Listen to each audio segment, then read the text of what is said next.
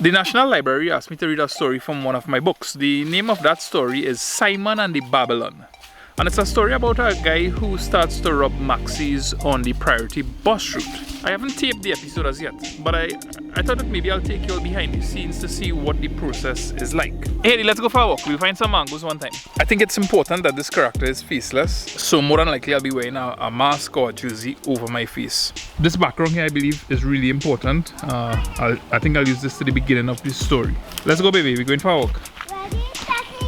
Alright, good through. I know that this will be one of my stops as well. I want to read by that step. Apart from not showing my face, one of the important things is the journey that this character will be taking. So because the nature of the story is a kind of stagnant one, and then it moves uphill when the robberies are taking place, and then naturally it starts to go downhill.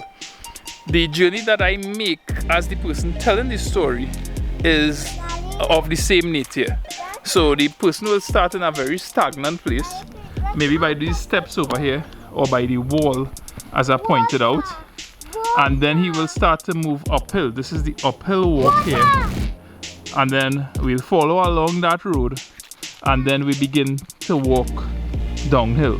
So all this will be part of the uphill journey here that we're making, which is symbolic of the character's journey.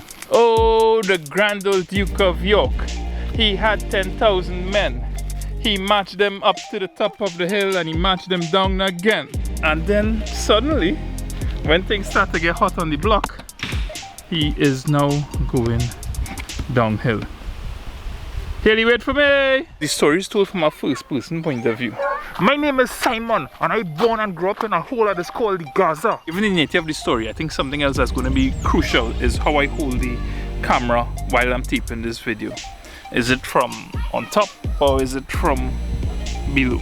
Something else too, the taping had to be kind of erratic, you know. It just can't be. It can't be something smooth. No, it can't be, because this is a kind of psychotic kind of character now, boy. About to record, and as I was saying to you, I think it's important that my face doesn't show.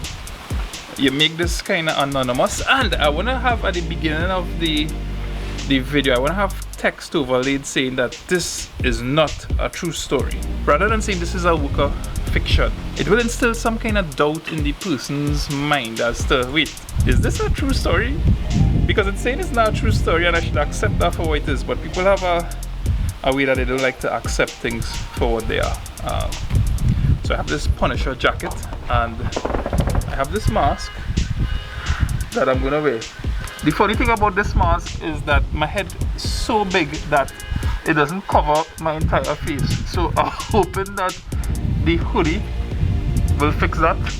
And I don't want to be reading this story, you know, like, hey, this must feel like a performance versus a reading. One of the things that I'm skeptical about is that this is going to kind of mute the sound. Hopefully somebody, like, they don't see me on this land and shoot me.